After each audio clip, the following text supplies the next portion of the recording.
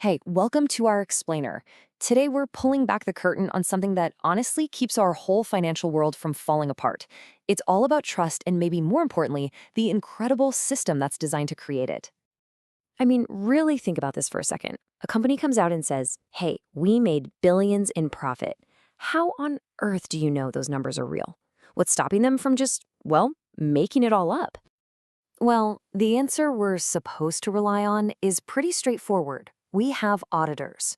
These are independent pros who are hired to come in, go through the company's books, and give their official stamp of approval. They're our first line of defense against funny numbers. But that just kicks the can down the road, right? And this is where things get really fascinating. If we're all putting our faith in the auditors, who's making sure the auditors themselves are trustworthy? Who audits the auditors? All right, so here's how we're going to tackle this. First, we'll ask why we even need all these rules. Then, who's actually making them? What are the rules? And maybe most importantly, how do we keep everyone in check? By the end, you'll see how this whole web of trust is woven together. So let's dive in. Why all the rules? I mean, can't we just trust auditors to be good at their jobs and do the right thing? Well, when you're talking about billions, sometimes trillions of dollars, hope is not a very good strategy. You need a system. And here it is. This is the system. I know. It looks like a super complicated flowchart, but trust me, think of this as our map for the next few minutes. It shows how everything flows from the very top-level regulations all the way down to the nitty-gritty details. We're going to break it all down, piece by piece, starting right at the top. Okay, so every system has to start somewhere, right? There's got to be a source of authority. Let's look at our map here and trace it all the way back to the beginning. And there it is, right at the very top, regulation. This is the big one. This is the wellspring from which everything else flows. Think of it as the ultimate source of power for the entire auditing world. Everything starts here. So who exactly are these rule makers? Well, it's not just one group. You've got governments passing laws, sure. You've got professional organizations that define the mission. But then you have a really key player called the IESBA. And that's just a fancy acronym for the International Ethics Standards Board for Accountants. What these folks do is create a global code of ethics. And that's huge.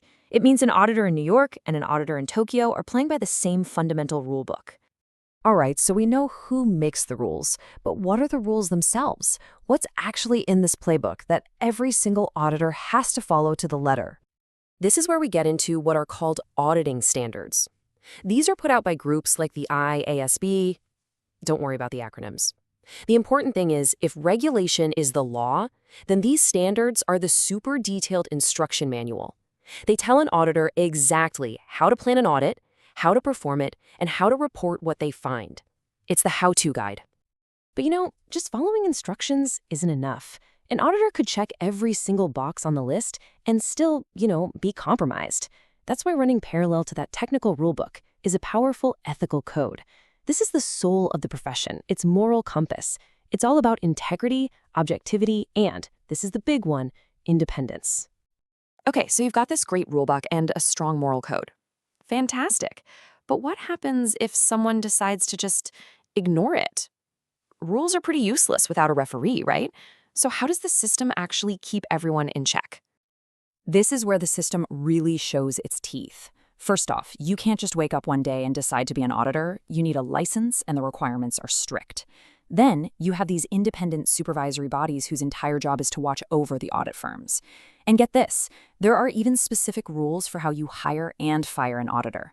That's to make sure a company can't just get rid of an auditor who starts asking too many uncomfortable questions. But it's not all about outside policing. The best audit firms build this kind of oversight right into their own processes. It's a whole quality management system. It starts even before they say yes to a new client. They have to ask, is this a client we should even be working with? Then they have to make sure the bosses are setting the right tone from the top, that the team is following all the ethical rules, and that they've got the right people and tools for the job. And that last step, monitoring, that's just a constant feedback loop. They're always checking their own work to get better. Okay, so let's take a breath. We've seen who makes the rules, what the rules are, and how they're enforced. Now it's time to zoom out and see how all these pieces fit together to create this incredible web of trust. So if we look at our map one more time, you can really see it now. It's not just a top-down command structure. Yeah, regulation creates the standards, and the standards guide the audit. But then you have all that oversight and quality control acting like guardrails, feeding information back into the system to keep it healthy and honest. No single piece works in isolation. Every part is connected to and depends on every other part. So what's the big takeaway from all this? At the end of the day, this whole complicated-looking framework isn't just a bunch of red tape. It is the invisible engine that powers our entire financial system. It's what gives all of us, from a small-time investor to a huge government, the confidence we need to trust the numbers and participate in the market. It really is an impressive system, built on all these different layers of accountability. But it leaves us with one last and maybe the most important question. If this web of trust is the very backbone of our economy, what happens when just one single thread breaks?